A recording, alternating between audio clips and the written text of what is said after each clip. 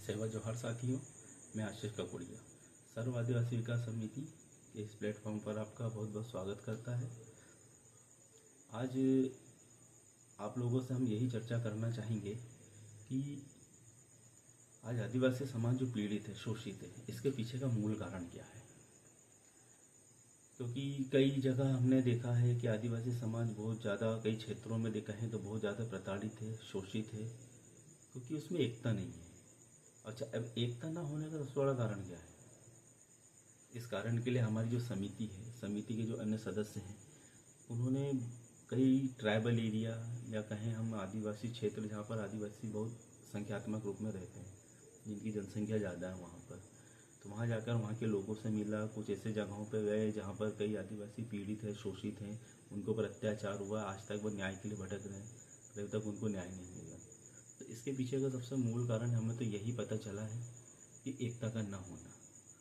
यदि आदिवासी समाज में एकता होती या एकता रहती तो आज किसी की इतनी हिम्मत नहीं होती कि आज वो आदिवासी को ऊपर प्रताड़ित करता या शोषित करता उसका, या किसी प्रकार से उसका शोषण करता। इसी सब चीज़ों को लेते हुए सर्व आदिवासी समाज विकास समिति के अन्य सदस्यों ने जो निष्कर्ष निकाला, जो अभी तक अपने क्षेत्रों में लोगों से मिलकर जो जानकारियाँ जुटाए, और उसके आधार पर यही निष्कर्ष निकला है कि कई क्षेत्रों में आदिवासियों में एकजुटता नहीं है। एक वक्त था जब पूरे प्रदेश पे, या प्रदेश स्तर के हैं या राष्ट्रीय स्तर पर गए तो आदिवासियों का एक संगठन हुआ करता था, लेकिन अब धीरे धीरे वो संगठन टूटते गए और कई संगठन बनते रहे।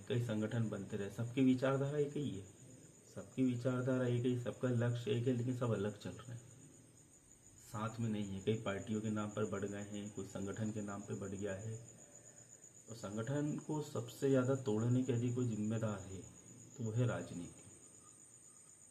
क्योंकि हम देख ही रहे हैं, हमारे कुछ आदिवासी भाई कांग्रेस की तरफ चले गए, हमारे कुछ आदिवासी भाई भाजपा की तरफ चले गए, हमारे कुछ आदिवासी भाई हैं जो गोंडवाना की तरफ चले गए, और कुछ ऐसे आदिवासी भाई हैं जो किसी की तरफ नहीं है, उन्हें जीव कोई लेना देना ही नहीं है।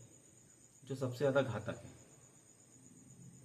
उसी चीज़ को देखते हुए कि समाज में एकता बनी रहे, तो कई विद्वानों से चर्चा हुई तो उन्होंने यही कहा कि एक ऐसा संगठन कहें, एक ऐसा प्लेटफॉर्म होना चाहिए जहाँ पर ये समस्त लोग एक साथ एकजुट हो जब समाज की बात आए। अब जब समाज की बात आए तो आप देख ही रहे हैं आजकल कि कोई एक साथ होता ही नहीं, सब अलग अलग होते हैं। उदाहरण के लिए आपको मैं बता दूं कि यदि कोई आदिवासी पीड़ित है, शोषित है, यदि वो भाजपा के सहारे के लिए जाता है तो वहाँ पर क्या होता है कि भाजपा के यदि कुछ लोग उसके लिए न्याय की करेंगे, उसमें कांग्रेस वाले शामिल नहीं होंगे, उसमें गोंडवाना वाले शामिल नहीं होंगे। यदि वही चीज़ कांग्रेस वाला करता है तो उसमें भाजपा वाले शामिल नहीं होंगे, उसमें गोंडवाना वाले शामिल नहीं होंगे। और वही चीज़ यदि गोंडवाना वाला करते हैं तो ना भाजपा वाला शामिल होता है, ना कांग्रेस वाला होता है। इससे क्या होता है कि जो हमारा समाज है वो कभी एक साथ एक रूप में इकट्ठा नहीं हो पाता, और उसके जो नेतृत्व करता है, जो लीडर है, वो आपस में सामंजस्य बना नहीं पाते, और इसका सबसे ज़्यादा फायदा उठाते हैं दूसरे लोग, उच्च वर्ग के लोग, और इसके कारण हमें दबाया जाता है। अब और नहीं दबना है, तो इसीलिए सर्व आदिवासी विकास समिति ने एक नया अभियान छेड़ दिया है। नया अभियान ऐसा एक नई शुरुआत करी है कहें तो, और वो शुरुआत है कि ये जो अलग अलग पार्टियों में अलग अलग विचारधारा के साथ जो आदिवासी समाज के कुछ लीडर हैं जो अलग अलग जा रहे हैं, इनको सबको एक प्लेटफॉर्म पर लेके आना, एक झंडे के नीचे लेके आना कहें, या एक मंच पे लेके आना, जिससे आदिवासी समाज के लिए बहुत ज़्यादा सहायता होगी। तो ये सर्व आदिवासी विकास समिति जो है, इसने यही काम किया है। आज आप कहें, या मैं आपको थोड़ा सा इंट्रोडक्शन देना चाहूँगा सर्व आदिवासी विकास समिति का। सर्व आदिवासी समाज विकास समिति जो है, इसकी जो नींव है वो समस्त पार्टी के कहें, राजनीतिक पार्टियों की कहें, या सामाजिक संगठनों की कहें, इन सबके नेतृत्वकर्ता लीडरों ने मिलकर बनाई है। जैसे इसमें कुछ सदस्य कांग्रेस के हैं, कुछ सदस्य भाजपा के हैं, कुछ सदस्य गोंडवाना के हैं, कुछ सदस्य अन्य सामाजिक जो संगठन है, जो सामाजिक हित में कार्य करते हैं, वो हैं, कर्मचारी संगठन है, ये सब मिलकर एक संगठन का निर्माण किया और उसमें हमको सफलता भी मिली। पर इस सफलता को पाने के लिए हमें 9 वर्ष लग गए। 9 साल का एक छोटा समय नहीं होता, क्योंकि हमें सबको मनाना पड़ा, सबको एक विचारधारा में लाना पड़ा और वो लाने में हम कामयाब रहे। अभी तक सब लोग कहते थे, शुरू में हमको भी लगा कि यार क्या ये हो पाएगा, क्या ऐसा हो सकता है। पर हमने सोचा कि चलो प्रयास तो किया जाए, अगर सफल हो गए तो ठीक है, नहीं तो असफल तो है ही। क्योंकि कई लोगों से, कई विद्वानों से हमने जब चर्चाएं करी, बोले जब तक ये एक साथ एक मंच पर नहीं आएंगे, जब तक आपको किसी भी प्रकार का सामाजिक उत्थान नहीं हो पाएगा। और फिर हमने उस चीज़ पे कोशिश शुरू कर दी है और आज 9 वर्ष हो गए। 9 वर्ष बाद हमें सफलता मिली। हमें खुद यकीन नहीं हो रहा कि हमने कैसे कर दिया, पर ये हम कर चुके हैं। आज हमारे क्षेत्र में कहें, चौड़ी क्षेत्र जो छिंदवाड़ा जिले के अंतर्गत आता है, चौड़ी विधानसभा है, यहाँ पर सर्व आदिवासी समाज विकास समिति की नींव पड़ी। और आज इस संगठन में कांग्रेस के आदिवासी भाई हैं, भाजपा के आदिवासी भाई हैं, गोंडवाना के आदिवासी भाई हैं, कर्मचारी आदिवासी भाई हैं और अन्य संगठनों के जो सामाजिक संगठन आदिवासियों के लिए कार्य करते हैं, उसके समस्त नेतृत्वकर्ता सदस्यगण आज सर्व आदिवासी समाज विकास समिति के साथ हैं। ये हमारे लिए बहुत बड़ी उपलब्धि है। और आप लोगों से एक बहुत महत्वपूर्ण चर्चा है कि आपके क्षेत्रों में इस तरह का प्लेटफॉर्म आप बनाइए। यदि आपको आवश्यकता पड़ रही है या उसकी आपको कैसे तैयारी करना था, हम आपके लिए हमेशा उपलब्ध रहेंगे। क्योंकि जब तक सारे लीडर्स जो हैं, जो अलग अलग चल रहे हैं, जब तक एक मंच में नहीं आते, तो एक आदिवासी राज्य का सपना कभी पूरा नहीं हो सकता और हमको उसको पूरा करना है। आज ये एक ऐसा प्लेटफॉर्म बनाया है हमने, इसमें एक चीज़ निश्चिंत है कि यदि आदिवासी भाई के ऊपर किसी प्रकार अत्याचार, अन्याय, शोषण होता है, तो जब यह समिति उस मैदान में उतरती है उसको न्याय दिलाने के लिए, तो यहाँ पर सब लोग आते हैं। सत्ता पार्टी के आदिवासी भाई भी आएंगे, विपक्ष के भी आएंगे और मिलकर लड़ाई लड़ेंगे। और ये सरकार के लिए बहुत बड़ा चैलेंज होता है। और न्याय चाहिए आपको, न्याय यदि चाहिए तो आपको प्लेटफॉर्म बनाना पड़ेगा। आज आपके क्षेत्र में जितने भी राजनीतिक पार्टी के लोग यदि आपके पास आते हैं, तो सबसे पहले आप उनसे एक ही चीज़ कहिए, जब तक आप सब लोग एक साथ एक मंच के नीचे नहीं आते, तब तक हम आपका सपोर्ट या आपका समर्थन नहीं करेंगे। क्योंकि सब देख ही रहे हैं कि जब चुनाव का वक्त आता है तब आपकी याद आती है, अन्यथा आप सिर्फ एक वोटर हो, उनके लिए ज़्यादा कुछ नहीं। वो जो भाई लोग सोच रहे हैं कि वो राष्ट्रीय पार्टी में है, चाहे भाजपा में, चाहे कांग्रेस में, चाहे अन्य पार्टियों में हो, तो आप सोचते हो कि आप महान हो गए हैं या आपके पास पावर है, तो आप भूल जाइए, आप सिर्फ उनके लिए वोटर हो, इसके अलावा कुछ भी नहीं हो। आपको इस इमेज को हटाना है। आपको उस पोजीशन पे जाना है कि सत्ता हो चाहे विपक्ष हो, आपसे डरे, और डराने के लिए आपको एक होना पड़ेगा।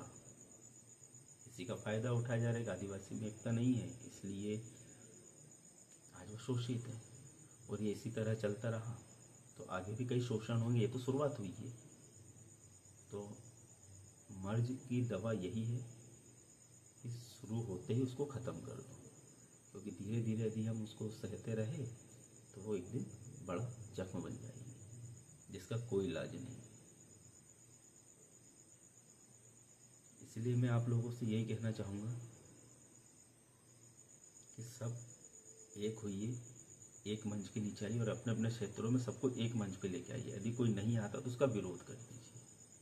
जब तक आप एक नहीं, क्योंकि जो व्यक्ति एक साथ आना नहीं चाहता वो समाज का कभी भला नहीं चाह रहा है। इस चीज़ को याद रखना, वो कभी भला कर ही नहीं सकता। उसके अंदर उसका लालच है कहें या अन्य चीज़ें कहें, पर वो आपकी भलाई या समाज की भलाई बिल्कुल नहीं सोचता। वो अपनी रोटी सेकने में लगा।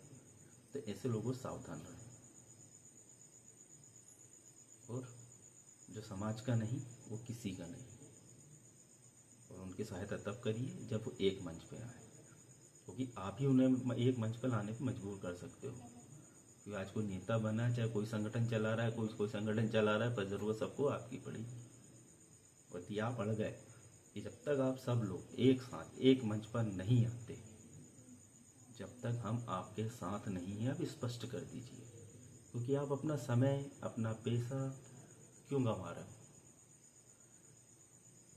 और ये चीज़ आप भी बहुत ही अच्छे से जानते हो कि जब तक ये सब लोग एक साथ एक मंच पर नहीं आते, जब तक आदिवासी समाज का किसी प्रकार से भला नहीं हो सकता, ना ही उसे कभी न्याय मिल पाएगा।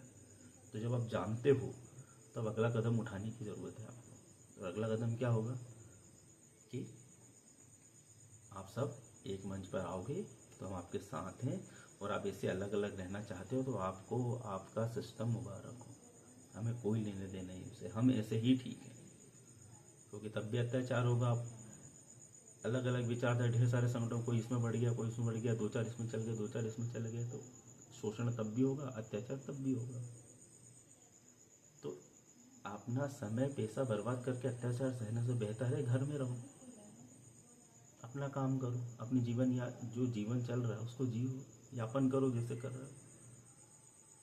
और उनको यदि सही में अपने समाज के लोगों की चिंता है तो सब चीज़ें भुला के, सब चीज़ें छोड़ के एक मंच में एक साथ आ जाएंगे। हम ये नहीं कह रहे कि आप अपने अपने संगठन को छोड़ दो, नहीं, आपके संगठन को आप अपने अपने संगठनों को चलाओ, जरूरी भी है, परंतु आवश्यकता पड़ने पर सब एक मंच में आओ, सब एक मंच पे चलो। जब समाज को आपकी ज़रूरत पड़े सब एकजुट हो जाओ। मन मुटाव न रखो कि भैया वो उसने आयोजन करा मैं क्यों जाऊँ, उसने किसी के आत्मसम्मान को लेकर रैली निकाला है मैं क्यों जाऊँ, किसी ने उसके आत्मसम्मान के लिए आंदोलन किया है तो मेरा उसमें थोड़ी ना है, मेरा संगठन थोड़ी ना, मैं ना जाऊँ। तो ये विचारधारा वालों को आप भगा दीजिए, क्योंकि जब तक ऐसा नहीं होगा, जब तक आपको किसी प्रकार का न्याय नहीं मिल सकता। और ये हमारी आपसे एक छोटी सी अपील है कि जो मुहिम सर्व आदिवासी समाज विकास समिति ने छेड़ी है, इसमें आप पूरी तरह से सहयोग करें, क्योंकि हम ये मुहिम पूरे देश स्तर पर लागू करवाना चाहते हैं। ये एक छोटी सी शुरुआत है। हम चाहते हैं कि एक दिन ऐसा आए कि समूचे भारत का आदिवासी जो बिखरा हुआ है वो एक मंच पे आ जाए, और जो आदिवासी राष्ट्र की कहें या गोंडवाना राष्ट्र की बात करें वो ज़रूर सफल हो। बस आपसे यही विनती है मेरी। आप सभी को सेवा जोहार साथियों, आगे और मिलते रहेंगे। जय सेवा, जय बड़ादेव, जय भीम।